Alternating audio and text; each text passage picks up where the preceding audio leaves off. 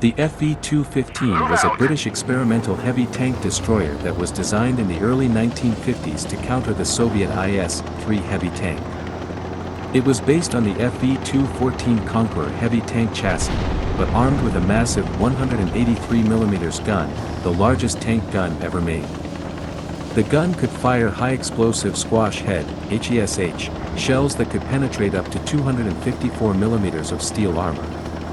The FV214 was intended to be a mobile bunker buster that could destroy any enemy fortification or tank from a long distance. The FV214 project was initiated in 1951, when the British War Office, WO, decided to develop a tank destroyer more powerful than the FV4004 Conway, which had a 120mm gun.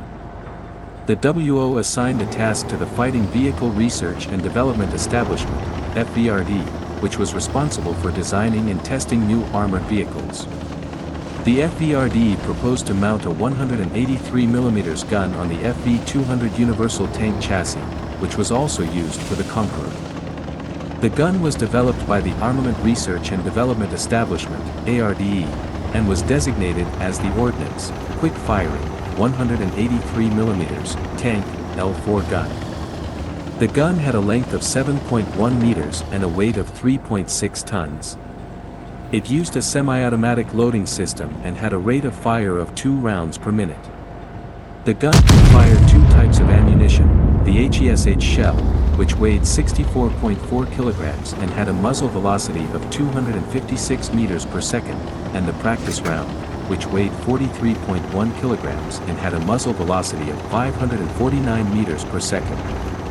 The FV214 carried 12 rounds of ammunition in a rear-mounted magazine. The FV214 was never fully completed or tested. Only a wooden mock-up and some components were built. The project was cancelled in 1957, due to several reasons.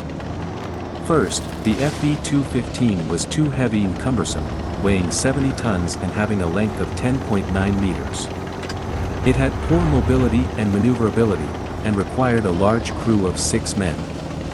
Second, the FV215 was too expensive and complex to produce and maintain. The gun was difficult to handle and prone to jamming. The ammunition was bulky and costly. The FV215 also had limited tactical value, as it was vulnerable to enemy fire and air attacks.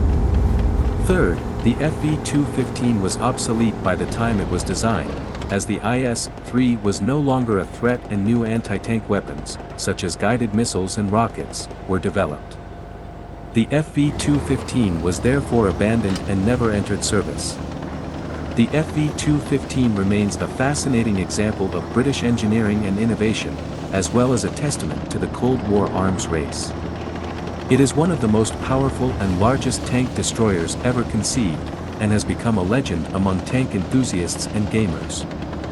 The FV215 is featured in some popular video games, such as World of Tanks, where it is incorrectly named the FV215B-183, and nicknamed the Death Star.